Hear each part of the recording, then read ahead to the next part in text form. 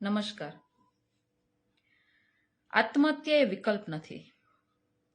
અમિત ખૂટ માટે ભગવાનના ચરણોમાં મારી પ્રાર્થના છે. અમિત ખૂટ નિર્દોષ હતો કે દોષિત હતો એ તો ન્યાયતંત્ર નક્કી કરશે, પરંતુ એની ઉપર જે આરોપ લાગ્યા અને એના પછી એને આત્મહત્યા કરી લેવી પડી અને માધ્યમો દ્વારા જાણવા મળ્યું છે કે એમાં અનિરુદ્ધ અને એના દીકરાનો હાથ છે. તો હું તો તમને પહેલેથી જ કહેતી આવું છું કે જયરાજ હોય કે અનિરુદ્ધ હોય, એ એક સિક્કાની બે બાજુ છે. આજે એ બેયના ડખામાં મર્યું કોણ? અને ભૂતકાળમાં પણ તમે જોતા આવ્યા છો કે આ બેયના ડખામાં મરે છે કોણ? આજે એવું કહેવાય છે કે અમિત ખૂટ છે એ જયરાજ જૂથનો માણસ હતો, એટલા માટે જ અનિરુદ્ધ જૂથના માણસોએ એને ફસાવી અને એની ઉપર રેપ કેસ કરાવડાવ્યો અને એમાં એને પોતાનું જીવન પણ ટૂંકાવી નાખવું પડ્યું.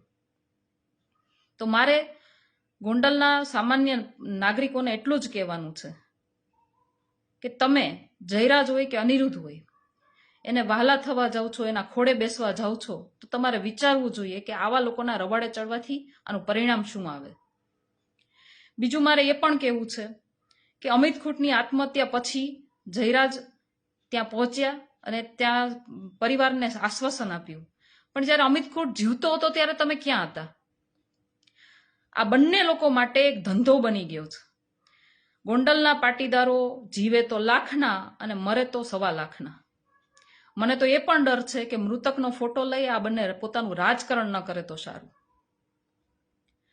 અમિત ખૂટની ઉપર જે આરોપ લાગ્યા છે અને જે ઘટના બની છે પૂરેપૂરી, એ મેટરની અંદર ન્યાયતંત્ર અને પોલીસ તંત્ર કાર્યરત છે અને આ મેટર છે, આ બાબત છે, એ સબ જ્યુડિસ મેટર છે. એટલે આમાં ફરિયાદી અને આરોપી બંનેની ગોપનીયતા જાળવી રાખવી ખૂબ જ જરૂરી છે. એટલે એના વિશે વધારે વાત પણ ના કરી શકીએ. પરંતુ મને લાગે છે કે અમિત ખૂટને પણ પોલીસ તંત્ર ઉપર ભરોસો નહોતો અને ત્યાંના સ્થાનિક લોકો પણ માને છે કે આ બંને જણા, જયરાજ હોય કે અનિરુદ્ધ, આ બંને જણા પોલીસને, તંત્રને મેનેજ કરવામાં ખૂબ જ માહિર છે. બીજું મારે એ કહેવું છે કે આ તપાસમાં જે કંઈ પણ સત્ય બહાર આવે અને જો કોઈની સાથે અન્યાય થાય તો તન મન ધનથી અમે લોકો સાથે જ છીએ.